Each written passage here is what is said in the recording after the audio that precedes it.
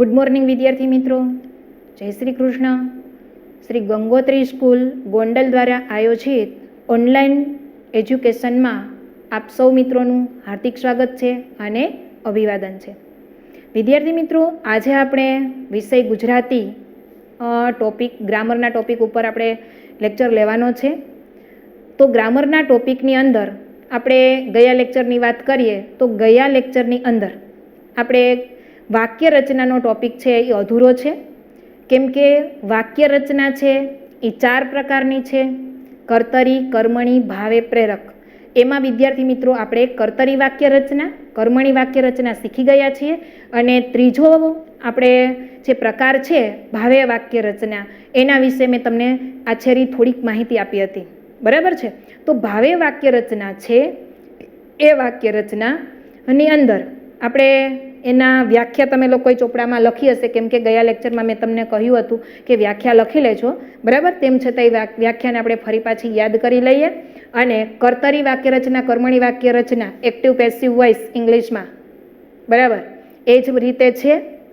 ગુજરાતીમાં તો ઉલટાનું વધુ સરળ પડે, કેમ કે વાક્ય રચના બોલવામાં જ આપણને ખ્યાલ આવી જાય, જો ક્રિયાપદમાં આપણે ચેન્જીસ ન કરીએ તો.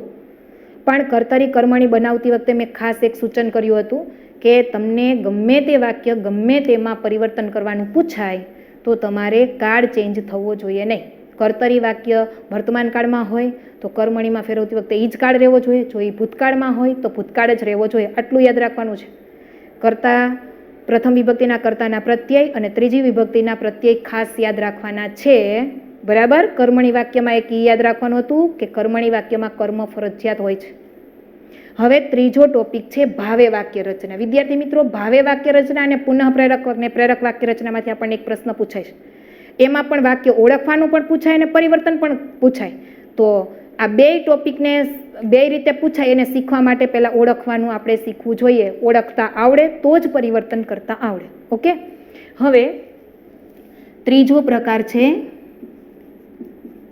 ભાવે વાક્ય રચના. બરાબર? એની વ્યાખ્યા વિદ્યાર્થી મિત્રો જોઈએ. તમારે લખેલી છે, હું લખું છું રિપીટ. ભાવે વાક્ય રચનામાં એટલે કે આ વાક્યમાં ભાવનું મહત્વ હોય છે. આ વાક્યમાં કર્તાને કઈ વિભક્તિમાં મૂકવામાં આવે છે? તો કે કર્તાને ત્રીજી વિભક્તિમાં મૂકવામાં આવે છે. બરાબર? અથવા તો ત્રીજી વિભક્તિમાં મૂકવામાં આવે છે તો ત્રીજી વિભક્તિના પ્રત્યય ક્યાં છે? થી, થકી, વડે, દ્વારા અને મારફત. બરાબર છે? થી, થકી, વડે, દ્વારા, મારફત. બરાબર? વાક્ય કેવું હોય છે? તો વાક્ય અકર્મક હોય છે. વાક્ય અકર્મક હોય છે એટલે કે કર્મ હોતું નથી.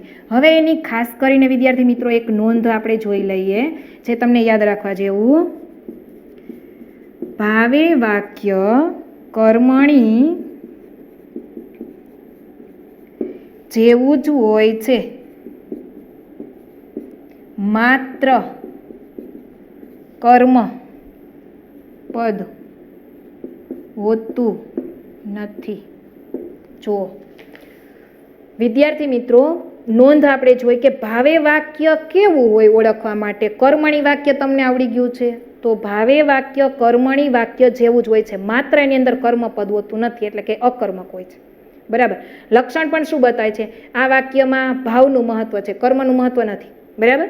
પછી વાક્યનો કર્તા કર્મણી વિભક્તિમાં ત્રીજી વિભક્તિમાં, તો આમાં પણ કેમાં છે? ત્રીજી વિભક્તિમાં. તો એને થી, થકી, વડે, દ્વારા લાગેલા હોય તો આને ઈ જ લાગેલા હોય. તો હવે બેને છૂટું પાડવા માટે શું પ્રોસેસ થાય? આ ભાવે વાક્ય છે ના કર્મણી છે, એને છૂટા પાડવા માટે એક જ પ્રશ્ન.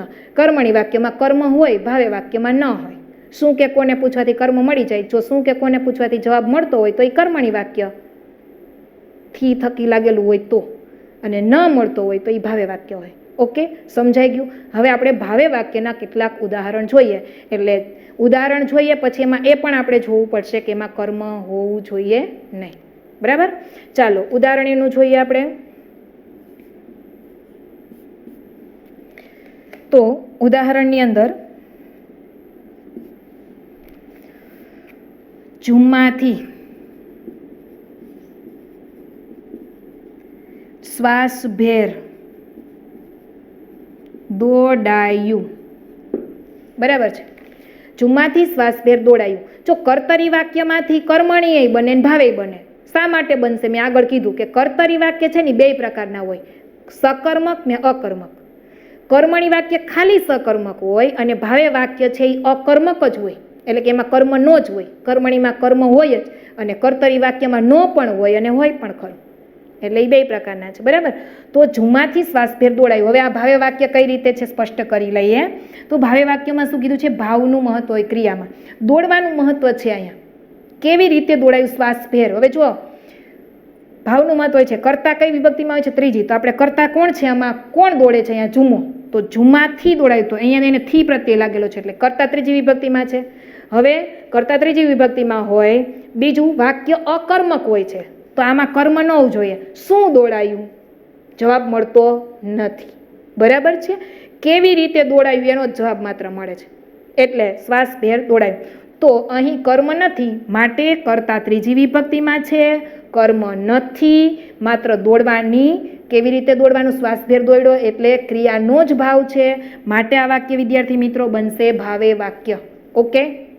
હવે લઈએ આપણે બીજું વાક્ય. તો ભાવે વાક્યનું બીજું વાક્ય શું છે? મારાથી તો થથરી જવાયું. મારાથી તો થથરી જવાયું. અહીંયા થથરી જવાયું. જવાયું થથરી. કેવી રીતે? કેવું થઈ જવાયું? થથરી જવાયું. તો અહીંયા ભાવની પ્રધાનતા છે. જો અહીંયા શ્વાસભેર દોડાયું, ક્રિયા કેવી રીતે થઈ, અહીંયા કેવી રીતે થથરી જવાય, હું થથરી ગઈ એમ કે ને. તો અહીંયા કરતા છે, સર્વનામ કરતા છે મારાથી. હુંનું મારાથી થાય, ત્રીજી વિભક્તિ લગાડીએ તો. બરાબર. અહીંયા ત્રીજી વિભક્તિમાં કરતા છે. શું જવાયું? એનો કોઈ જવાબ છે નહીં. વાક્યમાં કર્મ નથી માટે આ વાક્ય ભાવે વાક્ય છે. કર્મણી વાક્યમાં થી થકી વડે દ્વારા લાગેલા હતા, અહીંયા લાગેલા છે. હવે બેયને જુદું જ પાડવાનું છે. આમાં કર્મ નથી, ઓમાં હતું. બરાબર. માટે આ ભાવે વાક્ય. આપણે ત્યાર પછી હજી એક એનું વાક્ય ઉદાહરણ જોઈ લઈએ. તો સુશીમાંથી રડી જવાયું. સુશીમાંથી રડી જવાયું અથવા સુશીમાં રડી પડી એમ પણ ચાલે. સુશીમાં એક વ્યક્તિનું નામ છે. અહીંયા રડવાનો ભાવ છે. બરાબર. રડવાનો ભાવ છે, કોઈ કર્મ છે નહીં. સુશીમાં છે એ કરતા છે. કોણ રડે છે? સુશીમાં. બરાબર. તો એને કયો પ્રત્યય લાગ્યો છે વિદ્યાર્થી મિત્રો? ત્રીજી વિભક્તિનો પ્રત્યય લાગેલો છે થી. ખ્યાલ આવી ગયો? તો ભાવે વાક્યમાં આટલું જ વિદ્યાર્થી મિત્રો યાદ રાખવાનું છે કે એનો કર્તા કર્મણી વાક્યની જેમ ત્રીજી વિભક્તિમાં જ હોય છે, પરંતુ વાક્ય રચના અકર્મક હોય છે, એમાં કર્મ હોવું જોઈએ નહીં. એટલે તમે ભાવે વાક્ય રચના છે એ તમે ઓળખી શકશો. ખ્યાલ આવી ગયો? કર્તરી વાક્યમાંથી ભાવે વાક્યમાં રૂપાંતર પણ પૂછાય અને કર્મણીમાં રૂપાંતર પણ પૂછાય. કેમ કે કર્તરી વાક્ય બે પ્રકારના હોય, સકર્મક, અકર્મક. સકર્મક હોય તો કર્મણી બને, અકર્મક હોય તો ભાવે બને. આટલું વિદ્યાર્થી મિત્રો ચોક્કસ યાદ રાખજો તમે. બરાબર છે. હવે આપણે વાક્ય રચનાનો ચોથી વાક્ય રચના એટલે કે એનો ચોથો પ્રકાર છે પ્રેરક વાક્ય રચના.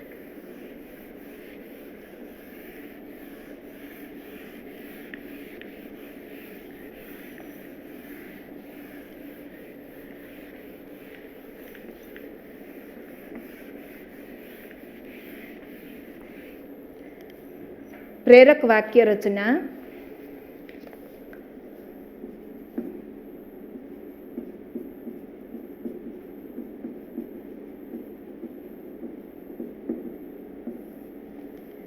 પ્રેરક વાક્ય રચનામાં સૌપ્રથમ પ્રેરક એટલે પ્રેરવું. તમને સામાન્ય રીતે પ્રેરક વાક્ય રચના વિશે માહિતી વિદ્યાર્થી મિત્રો આપી દઉં તો પ્રેરક રચનાની અંદર કેવું હોય?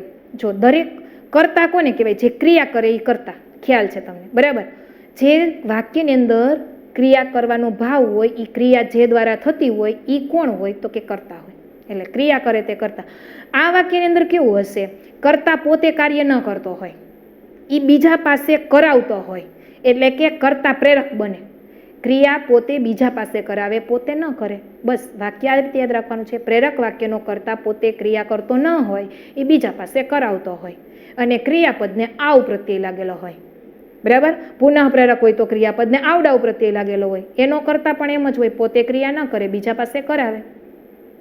બસ આ બે વાક્ય રચના આપણે શીખવાની છે. તો પ્રેરક વાક્ય રચનાની વ્યાખ્યા સૌપ્રથમ લખી નાખો વિદ્યાર્થી મિત્રો. પ્રેરક વાક્ય રચનામાં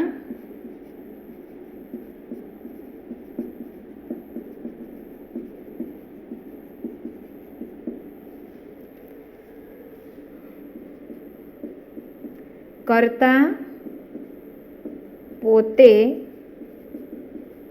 કામ કરતો નથી, પરંતુ બીજા પાસે કરાવે છે. પ્રેરક વાક્યમાં ક્રિયાપદને આવ કે એવ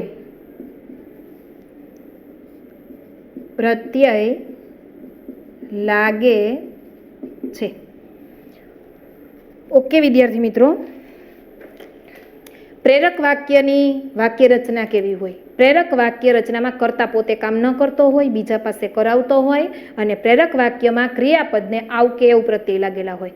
બરાબર. આ ત્રણ વસ્તુ આપણે એના ઉદાહરણમાં જોવાની છે. આ ત્રણેય વસ્તુ જોશું, ઉદાહરણ ઉપરથી તમને આ વાક્ય સમજાશે. હવે સાથે સાથે આપણે પુનઃ પ્રેરક વાક્ય રચનાની વ્યાખ્યા લખી લઈએ અને ત્યાર પછી આપણે બેયના ઉદાહરણ જોશું. પુનઃ પ્રેરક રચનાને બાજુમાં પુનઃ પ્રેરક રચનામાં પણ જોશું કેવું બની જાય. ઉદાહરણ દ્વારા જ આ વાક્ય તમને સમજાશે. હવે એમાં જ આપણે પ્રેરક વાક્યમાં જ પાછો બીજો એનો પેટા પ્રકાર છે પુનઃ પ્રેરક વાક્ય રચના.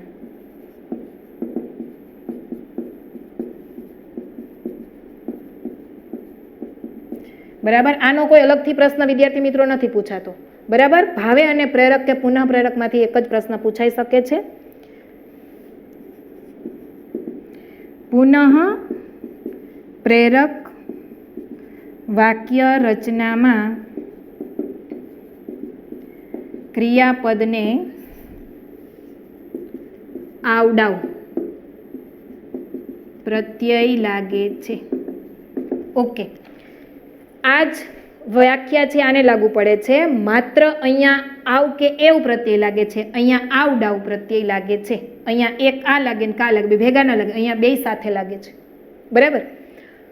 પુનઃ પ્રેરક રચનામાં પણ કર્તા પોતે કામ ન કરતો હોય, બીજા પાસે કરાવતો હોય. માત્ર આના ક્રિયાપદમાં આવ કે એવ લાગે છે, જ્યારે આના ક્રિયાપદમાં આવ ડાવ બંને પ્રત્યય લાગે છે. તો ચોપડામાં વિદ્યાર્થી મિત્રો આ લખી નાખજો આની વ્યાખ્યા. હવે આપણે ઉદાહરણ દ્વારા બંનેને સમજીએ. બરાબર છે. તો ત્રણ વાક્ય રચના આપણે સમજશું. આ બધું લખી નાખજો સાથે સાથે, એટલે હવે આપણે ઉદાહરણ જોઈએ.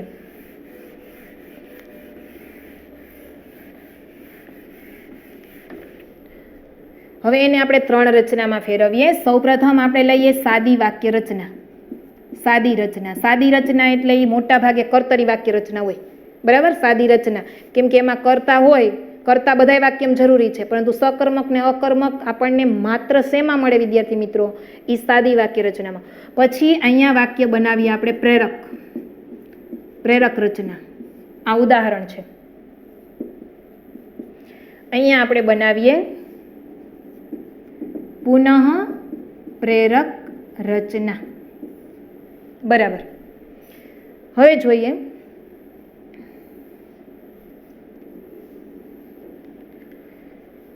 પહેલી રચના આપણે સાદી રચના કહેવી. કેમ કે આપણને પ્રેરકમાં ફેરવવાનું પૂછાય, પુનઃ પ્રેરકમાં ફેરવવાનું પૂછાય અથવા ઓળખવાનું પૂછાય. તો સાદી રચના આ રીતે હોય છે વિદ્યાર્થી મિત્રો. શિક્ષક લખે છે.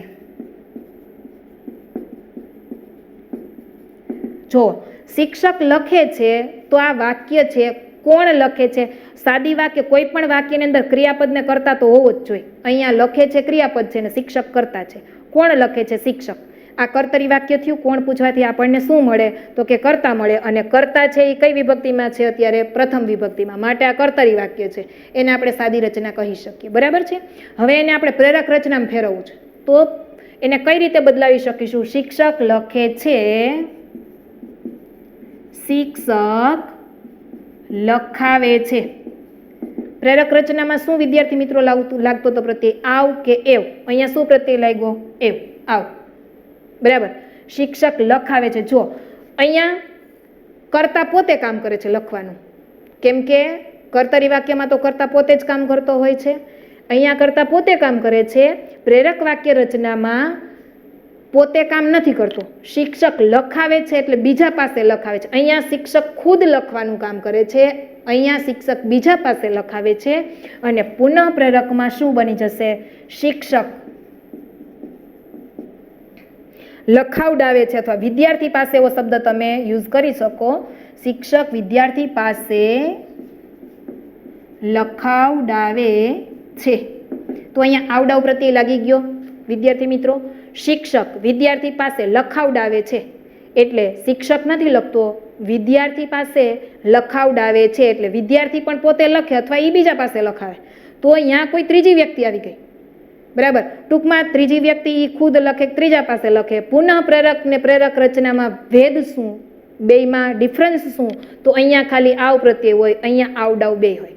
બરાબર. પછી માની લ્યો કે તમને પરીક્ષાની અંદર પુનઃ પ્રેરક વાક્ય રચના પૂછી, પરંતુ આપણે અહીંયા કદાચ પ્રેરક વાક્ય રચના લખી નાખી, કેમ કે પ્રશ્ન એક જ પૂછાય છે. બરાબર. આ તો સ્પષ્ટતા હોવી જોઈએ, કેમ કે આપણે વાક્ય છે એ ઓળખવાનું પૂછાય, અથવા જોડકા સ્વરૂપે સામે પૂછાણું હોય, ચેન્જ કરવાનું પૂછાય, તો આ વસ્તુને ખાસ યાદ રાખવી પડે છે. હવે બીજું એક ઉદાહરણ લઈએ. મિત્તલ વાર્તા કહે છે. બરાબર છે. મિત્તલ વાર્તા કહે છે. અહીંયા વાર્તા કોણ કહે છે? તો કે મિત્તલ. મિત્તલ વાર્તા કહે છે. બરાબર. સાદી વાક્ય રચના છે. આમાં વાક્ય સકર્મક ને અકર્મક જોવાનું હોતું નથી. સકર્મક હોય કે અકર્મક હોય, આપણે વાક્ય પ્રેરક બનવું જોઈએ. અહીંયા વાર્તા કોણ કહે છે? મિત્તલ ખુદ પોતે વાર્તા કહે છે. બરાબર. એટલે વાર્તા કહેવાનું કામ મિત્તલ પોતે કહે છે. હવે એને પ્રેરક રચના બનાવીએ. મિત્તલ વાર્તા કહેડાવે છે. એટલે મિત્તલ બીજાને કહે છે તું વાર્તા કર, એટલે મિત્તલ વાર્તા કહેડાવે છે. જો આવ પ્રત્યય જ લાગ્યો. હવે એને પુનઃ પ્રેરક બનાવીએ. મિત્તલ શીતલ પાસે વાર્તા કહેવડાવે છે. કહેડાવડાવે છે. મિત્તલ શીતલ પાસે વાર્તા કહેડાવડાવે છે. એટલે અહીં એ પુનઃ પ્રેરક બની જાય છે. બરાબર. હવે આપણે ત્યાર પછીનું ઉદાહરણ એનું જોઈએ. તો ત્રીજું ઉદાહરણ, શિક્ષક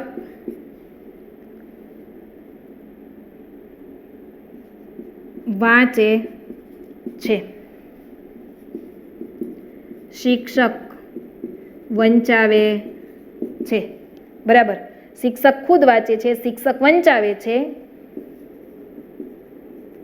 શિક્ષક વિદ્યાર્થી પાસે વંચાવડાવે છે. હવે તમને આવડી ગયું વિદ્યાર્થી મિત્રો. સાદી વાક્ય રચના, કર્તરી વાક્ય રચના છે, પ્રેરક વાક્ય રચના છે, અને આ પુનઃ પ્રેરક વાક્ય રચના છે. બધામાં કેટલું ચેન્જીસ છે. સૌપ્રથમ આપણે કર્તરી વાક્ય રચના જોઈ. રિપીટ કરીએ બધાને શોર્ટકટની અંદર.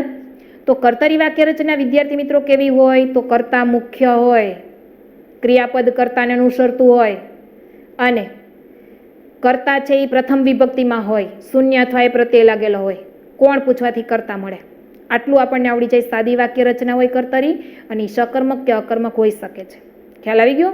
કેમ કે આટલું ખ્યાલ હશે તો જ વાક્યને આપણે ઓળખી શકીશું. બીજું વાક્ય છે કર્મણી વાક્ય. એમાં શું હોય? કર્મ મહત્વનું હોય, એટલે કે કર્મ ફરજિયાત હોય, ક્રિયાપદ કર્મને અનુસરતું હોય. કર્મણી વાક્યનો કર્તા ત્રીજી વિભક્તિમાં હોય, એટલે કે એને થી થકી વડે દ્વારા પ્રત્યય લાગેલા હોય, અને વાક્ય સકર્મક હોય, એટલે કે કર્મવાળું હોય. બરાબર છે. કર્મ શોધવા માટે ક્રિયાપદને શું અથવા કોને વડે પ્રશ્ન પૂછી શકાય છે. ત્રીજું વાક્ય આપણે જોયું ભાવે વાક્ય રચના. તો ભાવે વાક્ય રચનાની અંદર વિદ્યાર્થી મિત્રો ભાવે વાક્ય રચના કર્મણી વાક્ય જેવું જ હોય છે. મેં તમને અલગથી નોંધ કરાવી હતી. માત્ર ભાવે વાક્ય રચનામાં કર્મ હોતું નથી. એટલે કે ભાવે વાક્ય રચનામાં ભાવનું મહત્વ હોય છે, ક્રિયાના ભાવનું મહત્વ હોય છે, કરતા ત્રીજી વિભક્તિમાં જ હોય છે, માત્ર કર્મ હોતું નથી. આટલું યાદ રાખવાનું છે. પ્રેરક વાક્ય રચનાની અંદર કર્તા પોતે કામ નથી કરતો, બીજા પાસે કરાવે છે, અને બીજા પાસે કામ કરાવે છે એ આપણને માત્ર ક્રિયાપદ દ્વારા જાણવા મળે છે. અને ક્રિયાપદમાં જ પ્રેરક વાક્ય કે પુનઃ પ્રેરક રચનામાં ક્રિયાપદમાં ચેન્જીસ થાય. પ્રેરક વાક્ય રચનાનું ક્રિયાપદમાં આવ કે ડાવ પ્રત્યય લાગેલો હોય, આવ કે એવ, અને પુનઃ પ્રેરક વાક્ય રચનામાં આવ ડાવ એ બંને લાગેલા હોય છે. બરાબર છે. હવે વિદ્યાર્થી મિત્રો આપણે આ 4 વાક્ય પૂરા થયા. આ ટોપિક અહીં પૂરો થયો, પરંતુ આ ટોપિક આપણને જોડકા સ્વરૂપે પણ પૂછાય. આગળ તમને કર્તરી વાક્ય અને કર્મણી વાક્ય લખેલું હોય અને પાછળ તમને 3 ઓપ્શન આપ્યા હોય. એની અંદરથી તમારે એની સામે સાચો ઓપ્શન જોડવાનો પૂછાઈ શકે, અથવા વાક્ય છે એ પરિવર્તન કરવાનું પૂછાઈ શકે. બરાબર છે. વાક્ય પરિવર્તન કઈ રીતે થાય એ તો આપણે આગળ કર્તરી કર્મણી ભાવે પ્રેરક રચનાની અંદર શીખી લીધું. બરાબર. હવે કઈ રીતે જોડકા સ્વરૂપે પૂછાય એ એક આપણે ટોપિક શીખી લઈએ.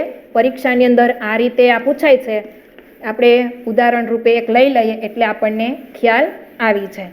બરાબર છે.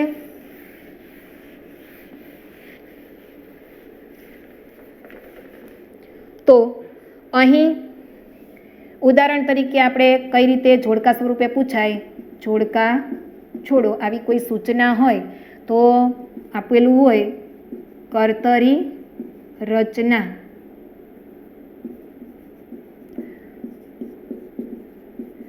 કર્મણી રચના. બરાબર. હવે અહીંયા 3 ઓપ્શન આપેલા છે. બરાબર. મારાથી ગીત ગવાય છે, કર્તરી વાક્ય રચના. સીતા ચોખા રાંધે છે, જુમાથી શ્વાસભેર દોડાયું. 10મા ધોરણની અંદર બોર્ડની પરીક્ષાની અંદર આ રીતે પ્રશ્ન પૂછાય છે. 8મા 9મા ધોરણની અંદર તમને વાક્ય ઓળખવાનું પણ પૂછાય અને વાક્યને પરિવર્તન કરવાનું પણ પૂછાઈ શકે છે. એક વાક્યને બીજા વાક્યમાં કઈ રીતે ચેન્જીસ કરવું, કઈ રીતે બદલાવવું, કઈ રીતે પરિવર્તન લઈ આવવું. તો આ 10મા ધોરણમાં કર્તરી કર્મણની પૂછાવાની રીત આ છે. હવે આપણે જોઈએ જોડકા સ્વરૂપે. કર્તરી વાક્ય 3માંથી કયું છે એ શોધવાનું. તો શું વ્યાખ્યા હતી? કર્તરી વાક્યનો કર્તા પ્રથમ વિભક્તિમાં હોવો જોઈએ. ઓકે. હવે આમાંથી ક્યાં કરતા છે? તો આમાં મારાથી કરતા છે, આમાં સીતા કરતા છે, આમાં જુમાથી કરતા છે. હવે 3માંથી કયું વાક્ય એવું છે કે જેનો કરતા પહેલી વિભક્તિમાં છે? તો સીતા, એને શૂન્ય કે પ્રત્યય લાગ્યો છે, એ પહેલી વિભક્તિમાં છે, તો કર્તરી વાક્ય રચના બનશે સીતા. બરાબર છે. હવે શોધવાનું છે કર્મણી વાક્ય. કર્મણી વાક્ય રચનામાં શું હોય? તો કે કર્મણી વાક્ય રચનાનો કરતા ત્રીજી વિભક્તિમાં હોય અને ભાવે વાક્ય રચનાનો કરતા પણ ત્રીજી વિભક્તિમાં હોય. બરાબર. તો બેમાં ચેન્જીસ શું હતું? કર્મણી વાક્યમાં કર્મ હોય, ભાવે વાક્યમાં કર્મ ન હોય. તો હવે આ 2 વાક્ય છે, એમાંથી આપણે કર્મણી વાક્ય શોધવા માટે સૌપ્રથમ એ લેવું જોશે, કેમ કે બેયમાં કર્તાને થી લાગ્યો છે એટલે એમાંથી આપણને ખ્યાલ આવશે નહીં. હવે કર્મ કયા વાક્યમાં છે એ શોધવાનું. કર્મ શોધવા માટે વિદ્યાર્થી મિત્રો શું કરવાનું કીધું હતું મેં? તો એના માટે આપણે શું અથવા કોને વડે પ્રશ્ન પૂછવાનો હતો. તો અહીંયા શું ગવાય છે? ગીત. ઓકે. અહીંયા કર્મ આપણને મળી જાય છે. હવે આમાં પણ જોવું પડશે શું દોડાય છે, જવાબ મળતો નથી, માટે આ કર્મણી વાક્ય નથી, આ વાક્ય કર્મણી છે, એટલે આ એનો જવાબ બની શકશે. આ વાક્ય છે એ ભાવે વાક્ય છે. તો ખ્યાલ આવી ગયો વિદ્યાર્થી મિત્રો. પરીક્ષાની અંદર આપણે બોર્ડની પરીક્ષાની અંદર આ રીતે આ પ્રશ્ન પૂછાય છે. કેટલો સાવ ઈઝી છે. કર્તરી કર્મણી વાક્ય તમે શીખી ગયા હોય એટલે માત્ર કર્તા શેમાં છે એ જોવાથી તમને જવાબ આવડી જાય. ખ્યાલ આવી ગયો. અને ભાવે પ્રેરક રચનાની અંદર તમને પરિવર્તન કરવાનું પૂછાય છે. 2 પ્રશ્ન આ ટોપિકમાંથી પૂછાય છે. આગળ પણ મેં તમને કહ્યું અને અત્યારે પણ કહું છું. તો આ રીતે તમે આ ટોપિકની તૈયારી કરજો વિદ્યાર્થી મિત્રો. વિભક્તિના પ્રત્યયને ખાસ યાદ રાખવાના છે. કોઠો તૈયાર કરી લેજો. હજી નેક્સ્ટ લેક્ચર એક આપણે ગ્રામરનો લેવાનો છે, એની અંદર પણ એની જરૂર પડશે અને સમાસની અંદર પણ વિભક્તિના પ્રત્યયની જરૂર છે. ખ્યાલ આવી ગયો. તો અહીં આ ટોપિકને આપણે પૂર્ણ કરીએ છીએ. બરાબર. ઓકે. Thank you.